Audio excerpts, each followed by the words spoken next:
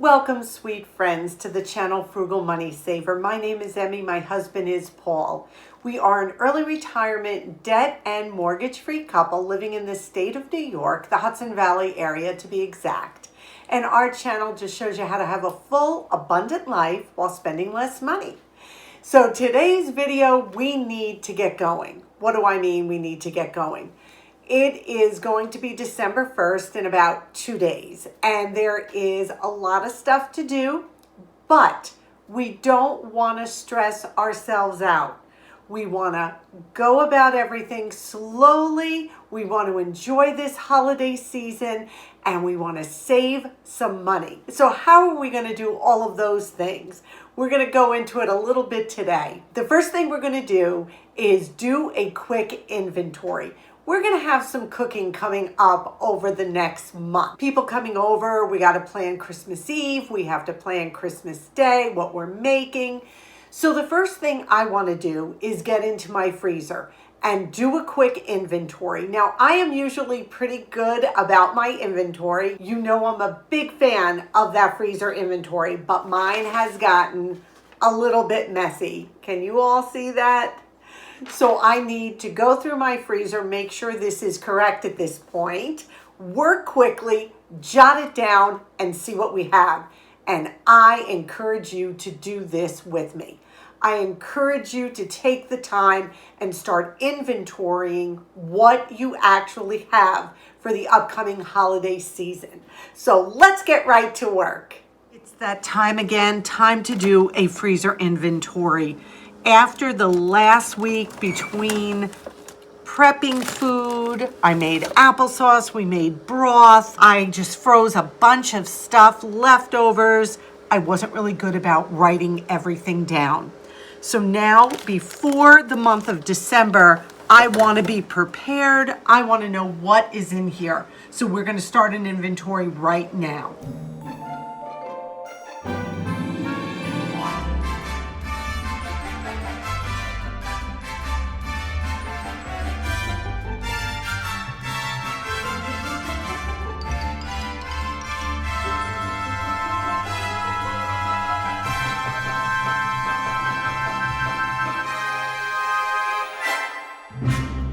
So this is our freezer meat. We need to inventory this. Everything is dated. This is from June. So we need to use this like within the next couple of weeks, definitely. We're going to go through everything, and you want to work really quickly. You don't want anything to defrost. We are going to inventory all this and then put it back really neatly with the oldest date on top, so we use that first.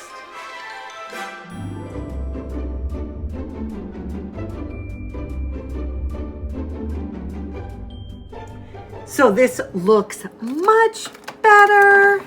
Everything is in, everything is organized, and we wrote everything down. So we are way ahead of the game now. I feel much better now. Everything is organized. I know exactly what I have. There was a chicken cutlet in there from March. Oh my goodness, this is what happens. Sometimes packages go on top of other packages, so we have to be really careful that we're using everything in a timely manner so that nothing gets freezer burned, nothing goes to waste. And you can see what we do is we buy meat when it goes on sale in those big family packs, and then we separate them and we food saver them and date them so we always know what we have. I also inventoried all my baking supplies. I have 24 pounds of sugar and I have 20 pounds of flour right now. Not saying if more comes on sale for 99 cents that I won't buy it, but for right now, I know we're doing pretty good with flour and sugar as well. Why do this? Because it saves you money. You know exactly what you have. You're not buying duplicates of items. You're not letting food expire. You're not forgetting to rotate. So it's just really good common sense to be on top of your food supply at all times. All right, next on our list, my son received a free turkey for Thanksgiving. But being that we went to my brother's house for Thanksgiving Day, and then after we went back for leftovers, and of course they sent food home with us. I was like, yikes, I don't even want to look at this turkey. But today the turkey finally defrosted, and we are doing something a little bit different with this turkey. Keep this in mind if you're making a turkey for the holidays, or possibly if you just have an extra turkey and you want to cook it. So this may be a different way you want to consider cooking your turkey. Let's turn the camera around and let's get in the kitchen. My son was given a free turkey at work, and it was a frozen turkey. We removed the innards and we rinsed the turkey with cold water. And now today we are going to crock pot it to be able to have delicious moist turkey without having to put the oven on and make a big production. We are going to coat our turkey with, this is about a 1/4 cup of softened butter. We've got some rosemary. We've got some Italian seasoning, some onion powder, and about 3 cloves of garlic. And we're going to incorporate this into our butter. Going to make a beautiful garlic butter rub, and it's going to give the turkey so much flavor. The 3 cloves of garlic crushed. I'm really eyeballing this. I'm not measuring per se. And if you have dry herbs like rosemary, always give them a good crush. That releases the flavor, it releases the fragrance. So I don't know, I guess that was about a good heaping tablespoon. And we're going to add some Italian seasoning, about a teaspoon, a little bit of onion powder. Just eyeball it. Now we're going to mix this all together and make an herb butter. What I'm going to do is just start by separating the skin from the breast. And I'm going to take some of this wonderful garlic butter and I am going to put it all along the breast, and that's going to keep it super juicy. Do the same on the other side.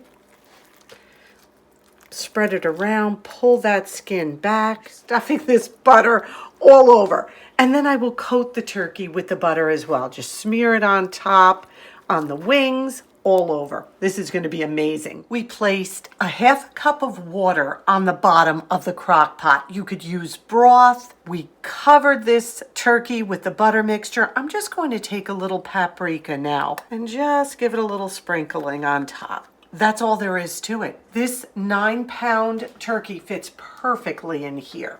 You can cook it on high for about 4 to 5 hours, or low for about 7 to 8 hours. The thigh has to register at 180 degrees. I know a lot of you have extra turkeys that you got on sale. It's a great way to do it. So we'll check back in a little while. This cooked on high for just about 5 hours.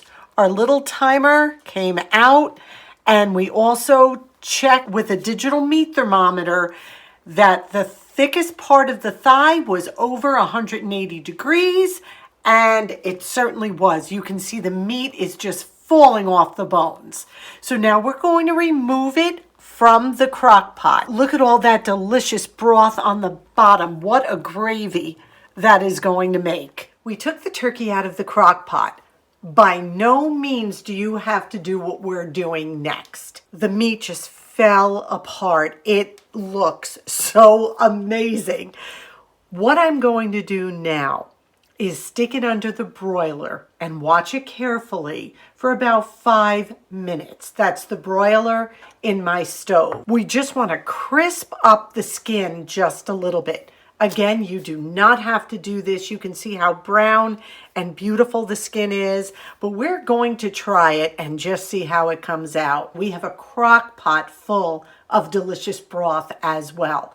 So this was economical. You're not heating up your stove for hours at a time. You're using a crock pot, which is one of the most economical ways to cook.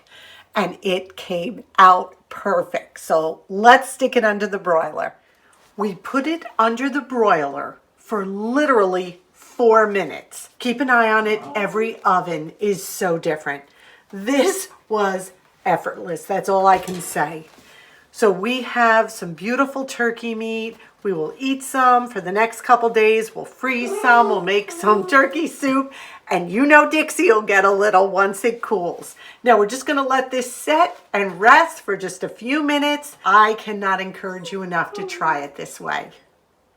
That was a 9.5-pound turkey, and it fit perfectly into our crock pot. So you just want to make sure that the size turkey you have fits so that the cover will fit over it tightly. You don't want the turkey sticking out because it will be dry. The water will evaporate, and that's not how a crock pot should be used. That lid fit on perfectly, and you saw how delicious, tender, and juicy that turned out. What a great, effortless way to cook those discount turkeys that are on sale now. Just another little way to save some money over the holidays. Now, I just want to share some quick tips with you. As we're going into the holidays, money can flow freely. We sometimes forget how much we're spending. Remember to keep track on that expense tracker. Write everything down you're spending.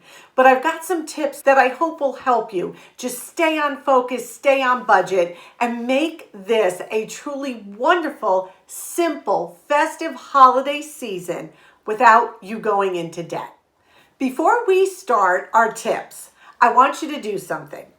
I want you to just sit back and I want you to think of one of your most favorite Christmas memories. Give yourself a minute, think. And what comes to mind? I bet it's going to be time spent with family, spent with friends. It's going to be more of an experience, you're going to tell me, than an actual gift. That is what we need to remember. Those memories of those experiences carry on with us forever. And that is such a beautiful thing. As we go through these 6 tips that I'm going to be giving you, remember it's all about the experiences. It's not about how much money you put out.